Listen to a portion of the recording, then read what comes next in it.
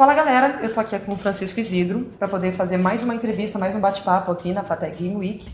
Então, bom, o Isidro, ele é formado em Ciência da Computação pela Federal de São Carlos, Perfeito. com mestrado, doutorado, também em programação na USP. Sim. E atualmente, olha só, professor na UFABC, Perfeito. além de ser programador e trabalhar com games. Francisco, como formado em Ciência da Computação, como foi que você direcionou para essa área dos games? Até porque o curso de Ciência da Computação ele é muito amplo. Sim. Ele não é nem um pouco focado, né? É complicado, é difícil você achar orientadores que direcionem os alunos para essa área. Como foi que você foi parar na área dos games? No fundo, assim, game sempre foi uma paixão. Então, ser um jogador, gostar de videogame sempre foi um negócio que acompanhou minha vida inteira. A gente até estava brincando aí da história da minha primeira compra do meu videogame. Mas assim, pensando na minha carreira acadêmica, fiz graduação em Ciência da Computação. No segundo ano, eu e mais 2 colegas falamos, vamos fazer um joguinho? A gente começou a programar em C, com uma biblioteca chamada Allegro, que é a mesma biblioteca que fazia esses jogos pro Nintendinho, e um compilador DJGPP, só que assim, a gente comia muito capim, era um negócio extremamente precário, e a gente sempre esbarrava na questão quem é que vai desenhar. Então a gente tentava pixelizar algumas coisinhas lá e só. E ao longo do tempo eu fui orientando minha carreira acadêmica para programação distribuída e de alto desempenho. Então eu sempre trabalhei muito com programação paralela, com GPUs, com clusters, e eu sempre falava o seguinte: puxa vida, é uma área muito legal, mas é uma área extremamente restrita. Até que uma vez eu assisti uma palestra do professor Siang e ele falou assim, nós da área de computação paralela, a gente sempre está procurando pregos, porque a gente tem um monte de martelos na mão, que a gente inventa um monte de ferramentas e às vezes não tem aplicação. E nessas indas e vindas eu falei, puxa vida, será que eu não consigo então, na área de games, aplicar todo o conhecimento que eu adquiri ao longo desses anos de estudo? E aí eu falei, puxa, essa é a grande sacada, porque programar sempre foi minha grande diversão. Eu sempre programei, sempre gostei de programar, sempre tentei me especializar para cada dia ser um programador. Apesar de hoje ser um professor, eu continuo exercendo. Isso é muito diferente, porque a maior parte da galera que trabalha com isso detesta essa parte de programação bruta. Eu não entendo por quê. É que você gosta muito, mas imagina eu trabalhando com isso, eu não ia aguentar. Não, ok, mas você tá na área de jornalismo. Vamos pensar assim. Eu sempre falo para os meus alunos, você ser um cara da computação que não gosta de programar é como um médico que tem pavor de sangue. Uau. Então, assim, é a nossa ferramenta. A lógica, a programação sempre vão estar alinhadas com o nosso dia a dia. E eu sei que tem muitas técnicas que a gente pode aplicar, que muitas vezes a gente usa em sistemas comerciais, e que essas mesmas técnicas podem ser muito aprofundadas em games. Porque hoje, pensando em algumas pequenas discussões, todos os padrões de organização de código que a gente tem, orientação a objeto, facilitam muito a nossa vida para construir um jogo. Então tá, se a gente for parar para analisar, você desenvolver um software comercial e você desenvolver um jogo, o jogo sempre é muito mais complexo, envolve muito mais detalhes. O caminho que você tem que percorrer para fazer um jogo do zero, ele sempre é muito maior e muito mais, vamos dizer assim, atribulado. Então, uma vez que você consegue fazer um jogo, se você cair para o mercado de sistemas comerciais, você nada de braçada. Olha só, por que a gente não pode tentar, então, aproveitar um negócio gostoso, que vai fazer a gente se divertir, com aquilo que a gente sabe e que, por consequência, vai nos tornar tecnicamente melhores? Sim. Aproveitando que você já entrou nesse assunto, o que você espera do mercado de games nacional? Eu fiz essa pergunta para todos os palestrantes, calma. Eu não estou me referindo diretamente ao público consumidor, Sim. Pelo menos não por enquanto. Porque público consumidor, todo mundo sabe que o Brasil consome muitos jogos. Consome muito. Eu me refiro ao profissional, porque afinal de contas a gente está num evento de uma faculdade específica para design de jogos. Sim. O que você espera? Eu acho o seguinte, a gente tem muito para crescer. Muito para crescer mesmo, porque o que a gente tem de... Primeiro, nós temos artistas talentosíssimos. Tem muita gente que desenha muito bem, tem gente que compõe muito bem, tem gente que faz muita coisa legal. Só que a gente, às vezes, vamos pensar assim, tentar falar uma coisa sem ser muito crítico, assim, mas a gente peca um pouquinho na questão de desenvolvimento. Por quê? Hoje você tem uma facilidade muito grande de ter uma gama de ferramentas que te dão produtividade. Vou dar exemplos, as Game Engines, Unity, Unreal te dão produtividade. Mas as pessoas e os profissionais, os estudantes, acabam meio que deixando de lado um pouquinho aquela questão conceitual. Por que eu estou dizendo isso? Muitas vezes você vai ter uma demanda de fazer um jogo que, se você usar a Unity ou a Unreal, pode ser que ela fique muito pesada para aquele propósito. E esse tipo de ferramenta pode ser mal utilizada pelo fato de ela também trazer muita coisa pronta. E isso acabar dificultando também o profissional falar, ok, a engine me traz muita coisa pronta, eu uso muita coisa que ela tem. E quando ela não tem? O que eu faço? Não uso. Quando a engine não oferece um recurso que eu preciso, ou aquela demanda daquele game tem alguma coisa que eu não consigo encontrar pronto já, como um framework, como um asset, como alguma coisa pronta. Tá bom, para onde que eu vou? Então assim, eu acho que a gente tem um mercado muito promissor a seguir, envolve todos os custos do Brasil, impostos, etc, etc, mas a gente precisa investir muito em capacitação para fazer mais e melhor. Uma coisa que muitos palestrantes comentaram foi com relação a ter a proatividade de não ter medo de aprender. Sim. Aquela coisa do você não vai encontrar nada pronto, você não pode ter medo de estudar ou começar qualquer coisa do zero, né? Aprender qualquer coisa do zero e ser autodidata também. E muita coisa você vai ter que rever, e eu sempre me pego em situações assim, sentar na cadeira e voltar a ler geometria básica, matemática básica, cálculo matricial, isso é fundamental, porque é um exercício diário que a gente precisa ter, porque o grande karma de quem é da computação é que, computação em geral, vamos pensar assim, a computação evolui muito rápido, os consoles e as infraestruturas físicas de games evoluem muito rápido, então a nossa grande maldição é, você vai ser obrigado a estudar a vida inteira. E mais do que isso, né? Aquela coisa da universidade ser muito engessada e focada no meio acadêmico. Sim. Então, mesmo a galera que trabalha num curso direcionado para a área de games, diferente da computação, é complicado porque é difícil. A universidade ela não consegue acompanhar os avanços das empresas. As empresas acabam sempre avançando mais. A universidade tem um compromisso que ela tem que ser generalista, porque a gama de possibilidades ela é sempre muito vasta. Só que eu acho que nós, aí eu me coloco como um professor universitário, a universidade nos traz muitas dificuldades para a gente poder, inclusive, se aproximar dos grandes estúdios, das grandes produtoras, porque eles têm necessidade do pessoal que a gente forma aqui. Mas, às vezes, o pessoal que a gente forma aqui é cru para poder atuar já de imediato numa grande produtora.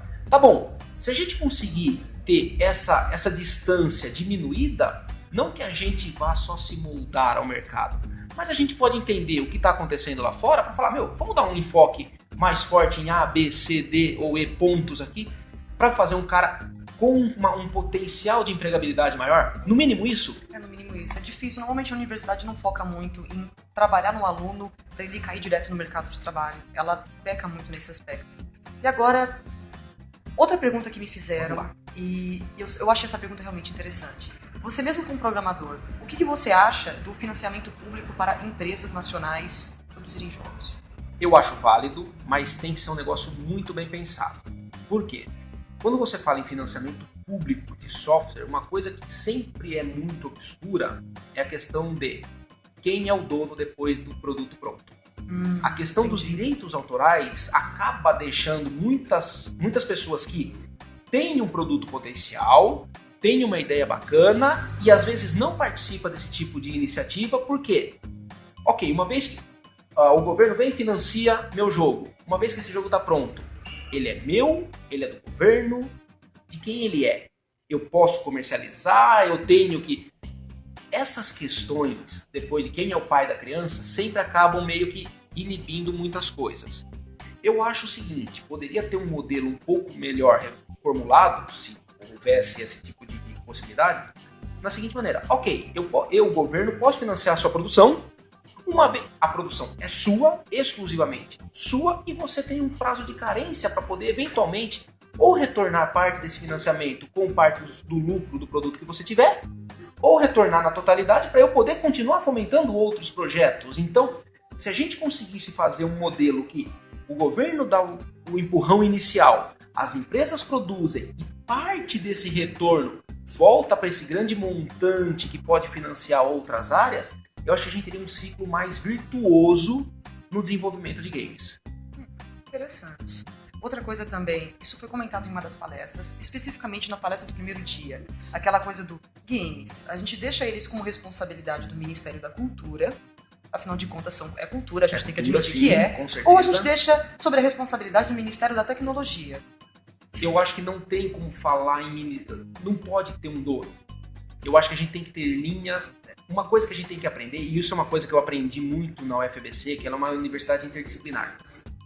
Então, assim, você não tem as áreas específicas. Um aluno de computação ele tem que ter aula de biologia, um aluno de biologia tem que ter aula de programação.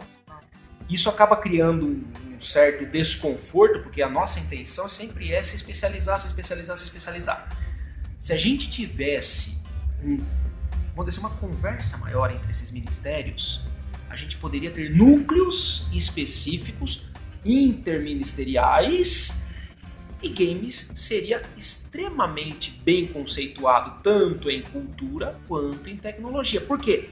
Se você pensar somente no roteiro, você vai precisar de uma infraestrutura toda aqui para esse roteiro ser implementado. E se você só formar programadores, você vai formar um monte de nerdzinhos lá que vão ficar enjaulados programando e eles não vão ver o potencial que você pode ter para educar, para mostrar, vamos supor, fatos históricos, para poder trazer cultura, que é a parte dos games. Um bom exemplo. Eu já vi muito a galera programar em Unity, o que seria uma espécie de lugar virtual para você visitar que simulasse, por exemplo, um museu. Sim. Então, eu entrei num site uma vez para ver como era o museu e você podia instalar o Unity no seu computador e ver como era o museu através de um jogo em Unity. Quer dizer, sim, é criativo. Realmente criativo. E dá muito acesso para você que às vezes não tem nem como se deslocar. Você hoje em games tem uma forma de ludificar uma experiência muito grande. E isso é subutilizado para nós, porque a gente tem uma defasagem de pessoas que querem aprender, que têm oportunidade de aprender, mas assim, faltam as ferramentas. E do outro lado você tem pessoas que querem aprender e nem sabem que essas ferramentas que alguns desenvolvem existem.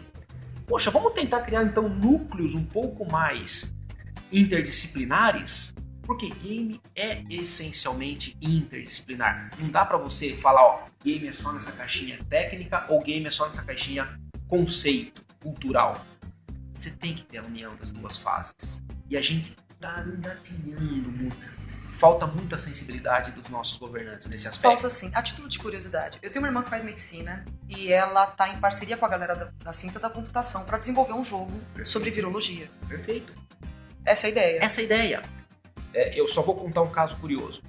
Ano passado, eu tive uma disciplina de introdução à lógica e tinha aspectos de programação.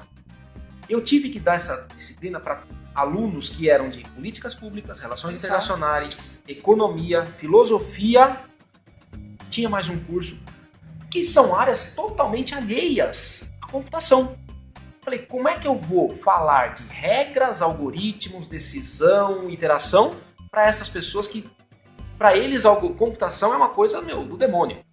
Então tá, como que eu vou fazer essa linguagem se aproximar? Falei, ok, todo mundo gosta de jogar aqui, não é? Sim. Vamos criar então as regras do jogo num formato algorítmico. Eu consigo então trazer a realidade dessa pessoa para a minha realidade e eu consigo me transpor da minha realidade para a realidade dessas pessoas. Interdisciplinar. Agora mudando um pouco de assunto, já que a gente focou tanto nesse negócio de desenvolvimento de jogos, é uma enquete que eu estou fazendo com todo mundo que eu estou entrevistando. E essa enquete é baseada em 2 perguntas. A pergunta número 1 é: qual que é o seu gênero de jogos favorito? Porrada. Bater, matar, pilhar e destruir. Quanto mais sangue na tela, fechou. Ótimo, então assim, Golden Axe, God of War, Castlevania, Lord of Shadow, porrada, bater, arrancar o pescoço dos caras, fechou.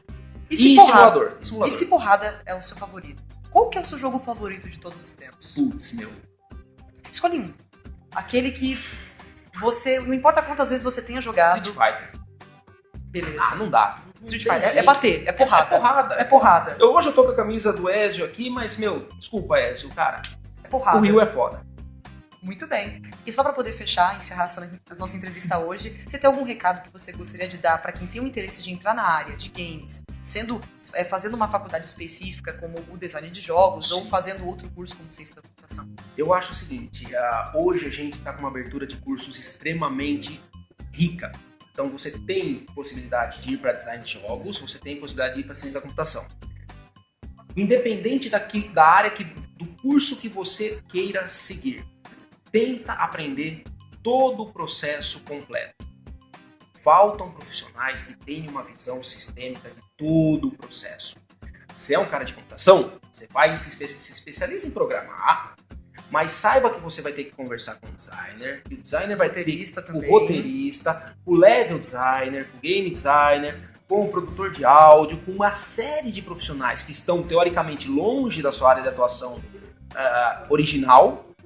E se você for para a área de jogos, de design de jogos, você vai estar nesse campo mais conceitual, você vai ter uma porrada de ferramentas à sua disposição, mas assim, não se contenta só em usar essas ferramentas. Saiba como elas funcionam e saiba explorá-las caso elas não tenham o recurso que você precisa na mão.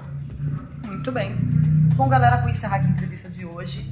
Eu conversei aqui com o Francisco, foi um prazer conhecê-lo. O prazer foi todo meu. Eu encerro meu. por hoje, gente. Até mais.